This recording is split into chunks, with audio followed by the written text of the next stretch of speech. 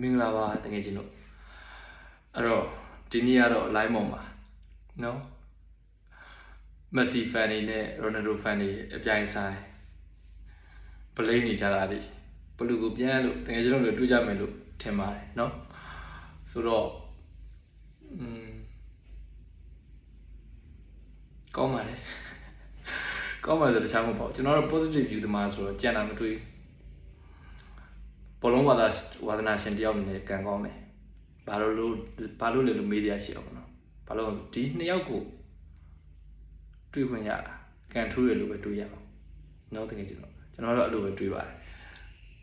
ကြိုက်တဲ့နှစ်ယောက်လုံးနော်မက်ဆီလည်းတော်တယ်သူကလည်းသူရိုနယ်ဒိုလည်းသူကလည်းသူကောင်းတယ်ကြိုက်တယ်နှစ်ယောက်လုံး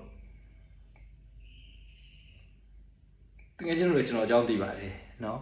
ကျွန်တော်ဘယ်တဲ့ဖန်မှာနံပါတ်တွေလည်းပို့တယ်ပြီးမှစာပြန်တော့မယ်တကယ်ကျွန်တော်သိရပဲကျွန်တော်ဒီဘယ်တဲ့ဖန်မှမဟုတ်တယ်အတင်းတင်းကိုကျွန်တော်ပေးလိုက်တယ်အဲပေးတဲ့ချိန်မှာအဲတင်းက9တယ်ကျွန်တော်ခံမှတ်ထားသလိုဖြစ်တယ်ကျွန်တော်ရဲ့ fan တွေနဲ့ကျွန်တော်ယုံကြည်တဲ့ကျွန်တော်ရဲ့ member တွေအကျိုးရှိတယ်ဆိုကျွန်တော်အဲတင်းကိုချစ်တယ်ဒါပဲပြီးပြီ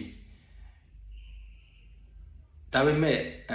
နည်းနည်းသဘောကျတဲ့တင်းတော့ရှိတယ်ဒါပေမဲ့အတင်း fan တော့မဟုတ်ဘူး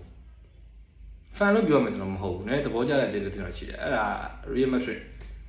သဘောကျတဲ့အကြောင်းရလည်းခိုင်းလို့ပါတယ်နှစ်ပိုင်းပဲရှိသေးတယ်သဘောကျ respect ထားတာပေါ့နည်းနည်းလေးစားတယ် I think ဒါအရင်ကလေးကလူကုန်တန်းနေအားပေးတဲ့အတင်းတကယ်ကြီးလို့ဒီပဲဥရောပမှာဟုတ်တယ်မလားဘာစီကခြေကလူရန်သားအားပေးတဲ့အတင်းသို့ပေမဲ့လူကုန်တန်းနေအားပေးတဲ့အတင်းကိုလေးစားတာမဟုတ်ဘူးတကယ်ကြီးလို့ဒီပဲကျွန်တော်တို့နိုင်ငံမှာ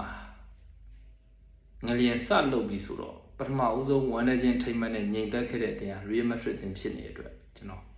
နည်းနည်းသဘောကျတယ်သူသွားနေတဲ့ friend လေးတွေသူ့ရဲ့ဘယ်လိုပြောရမလဲတခြားနိုင်ငံတွေပေါ် respect ထားမှုလေးသဘောကျတယ်ဒါပေမဲ့လည်းအသင်း fan လို့တော့ကျွန်တော်တတ်မှတ်လို့မရဘူးဘာလို့လဲဆိုတော့ကျွန်တော်ကရင်ဘက်နဲ့မခံစားဘူးအုံနောက်နဲ့ပဲစဉ်းစားတာငွေတွေကအနက်တယ်လေတကယ်ကျွန်တော်တစ်ချက်မှားလို့မရဘူးကျွန်တော် emotional ကိုလိုက်လို့မရဘူးကိုယ့်ကိုအများ control လုပ်နေရဆိုတော့ဘာစီနဲ့တွေ့တဲ့အချိန်ဘာစီပေးရင်ပေးတာအတလက်တီကိုနဲ့တွေ့တဲ့အချိန်အတလက်တီကိုပေးရင်ပေးတာဒါမျိုးလေးတွေပေါ့နော်ဆိုတော့ကျွန်တော်ရဲ့ fan တွေလည်းမှားချင်ပါတယ်အလွတ်မှုတာလည်းမဟုတ်ပါဘူးတကယ်ကျွန်တော် control လုပ်တာလည်းမဟုတ်ဘူးကြိုက်တဲ့တင်အားပေးကြိုက်တဲ့လူအားပေးဘာမှဖြစ်ဘူးအေးစေးသို့တော့ကိုအားပေးတဲ့အတင်ရဲ့နောက်မှာအသက်ပြားတွေပါလာမယ်ဆိုရင်တော့ရှင်ဘကြီးနဲ့မခံစားဘဲနဲ့အုံနောက်နဲ့ပဲစဉ်းစားစေချင်တယ်တော့တကယ်ဒါလည်းကြုံရိုက်လို့ပါเนาะကျွန်တော်ရဲ့ fan တွေကိုကြံပေးတာအရှိ live မှာအဲ့လိုလေးတွေ့နေရလို့ကျွန်တော်တော့ comment လေးဖတ်ကြည့်ပြီးပဲထွက်လာလိုက်တာတော်တယ်ညောင်လုံးတော်ညောင်လုံးနဲ့သဘောကျကြိုက်လဲကြိုက်တယ်ဒီညောင်ဘောလုံးကစားတာကို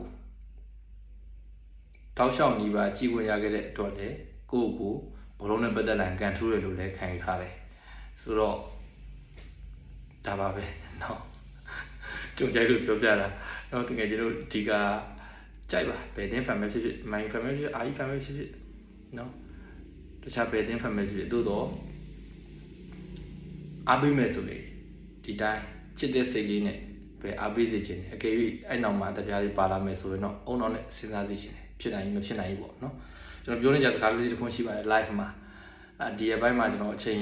သိမပေးနိုင်လို့ဗီဒီယိုလေးရိုက်တင်နေလို့ live မလွန်ပြလို့အဲ့ဒါဘာလဲဆိုတော့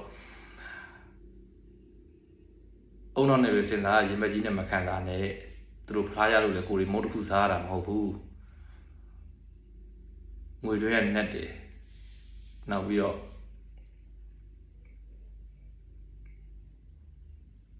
ခံစားချက်တော့လိုက်ပြီးစော်မိလို့အကြောင်းမျိုးကြောင့်လွဲခဲ့သည်ရှိတော့ကိုယ်ပဲဒုက္ခရောက်တာ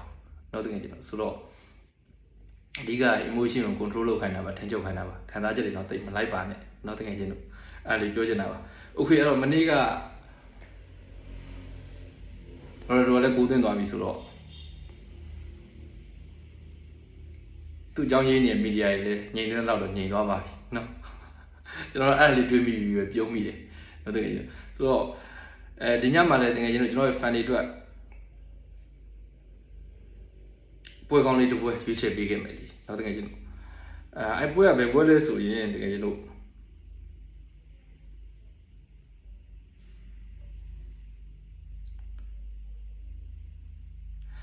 မနက်9:00 နာရီခွဲမှာကန်မဲ့ တောင်အာဖရိကနဲ့ကိုရီးယားပွဲလေးပါနော်တောင်အာဖရိကနဲ့တောင်ကိုရီးယားပွဲလေးဆိုတော့ဒီပွဲနဲ့ပတ်သက်ပြီးကျွန်တော်အချင်းချုပ်ပြောရမယ်ဆိုရင်အတူချုပ်ပြောရမယ်ဆိုဗီဒီယိုလည်း9မိနစ်လောက်ရှိဆိုလေအတူချုပ်ပဲပြောလိုက်တော့နော်ဗီဒီယိုရမ်းရှည်သွားအောင်ဆိုတော့တောင်ကိုရီးယားနဲ့ပတ်သက်ပြီးကျွန်တော်စောင့်ကြည့်ခဲ့တာနှစ်ပွဲရှိပြီစောင့်ကြည့်ခဲ့တယ်စိုးရိမ်လို့တကယ်ချင်းတောင်ကိုရီးယားအေးတယ်အမေရိကပူတယ်လေဆိုတော့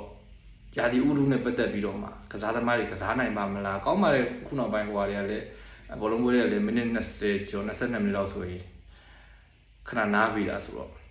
အဲ့တော့ကျွန်တော်စိုးရိမ်ခဲ့တာဆိုတာတောင်ကိုရီးယားတို့ဂျပန်တို့ထင်တော့ရလက်မကောင်းပါဘူးဂျပန်ကိုရင်းမစိုးရိမ်ပေးမယ်တောင်ကိုရီးယားကိုနော်ဆိုတော့ဒါပေမဲ့ကျွန်တော်စိုးရိမ်တဲ့အနေအထားတစ်ခုမှာစိုးရိမ်တယ်လို့ဖြစ်မလာခဲ့ပါဘူးနော်ရှင်းနှစ်ပွဲလုံးမှာ chess ကို 2-1 နဲ့နိုင်တယ် chess နဲ့ပွဲမှာလည်းခြေစွမ်းအသာဘောလုံးပိုင်ဆိုင်မှုအသာကိုပေါက်ကန်သွင်းခွင့်အသာပစ်ချန်အသာအားလုံးဖက်ကအသာစီးရပြီးနိုင်ခဲ့တယ်နောက်တစ်ပွဲမက္ကဆီကိုနဲ့ပွဲမှာတော့1-0နဲ့ရှုံးခဲ့တယ်သို့တော့အဲ့ပွဲမှာလည်းတကယ်တမ်းကမရှုံးတင်မနဲ့ရှုံးခဲ့တာခြေစွမ်းတာပါတယ်ကိုပေါက်ကန်သွင်းခွင့်လည်းတာတယ်အပိုင်ခွင့်ရေးပစ်ချန်စနေလည်းတာပါတယ်ဆိုတော့အဆုံးသက်လေးနဲ့အားနေလို့မက္ကဆီကိုပွဲမှာရှုံးသွားတာပေါ့နော်တောင်ကိုရီးယားအနေနဲ့ဆိုတော့ဒီညတောင်အာဖရိကနဲ့တွေ့ပြီ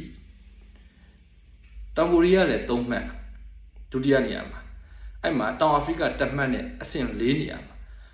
ကျွန်တော်ပြောချင်တာကဘာလဲဆိုတော့ဒီညတောင်အာဖရိကနဲ့အတွေ့မှာတောင်ကိုရီးယားအနေနဲ့အနိုင်ကန်မှကိုဖြစ်မှာတကယ်ချင်းလို့အဲ့ဆိုတောင်အာဖရိကကိုပြအနိုင်မကန်ဘူးလားကန်မှာပဲသို့တော့အမတန်မန်ရှော့မဲ့ချင်နေပြီတကယ်ချင်းလို့လူစင်းခြေစွမ်း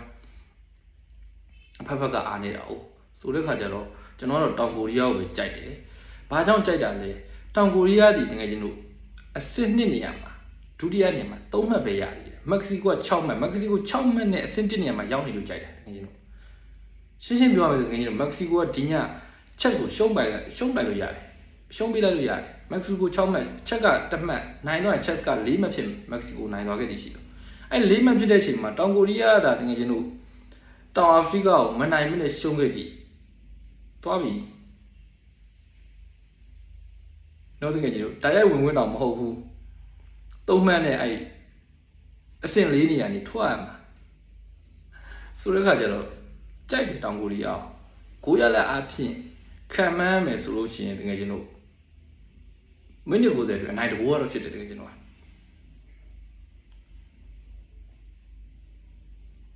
2-0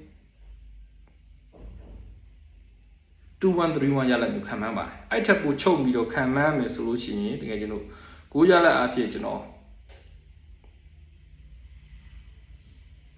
2-0ပဲပြီးတော့2-1-3-1လောက်ခံမှန်းပါတယ်ဆိုတော့တကယ်ကျွန်တော်အနေနဲ့ကိုရလက်အဖြစ်ဘယ်နှဂိုးလောက်ခံမှန်းတယ်လဲကွန်မန့်ဘောက်မှာတစ်ချက်လောက်ဝင်ရောက်ဆွေးနွေးပေးခဲ့ကြပါဦးเนาะကျွန်တော်ကတော့ဒီတောင်ကိုရီးယားနဲ့တောင်အာဖရိကပွဲမှာတောင်ကိုရီးယားအနေနဲ့တောင်အာဖရိကကို2-1ဒါမှမဟုတ်3-1လောက်နဲ့နိုင်သွားမယ်လို့ယူဆပါတယ်โอเคအဲ့ဒါဒါပဲတော့တင်ကြည့်လို့ဘိုင်ဘိုင်နောက်မှတွေ့ကြတာ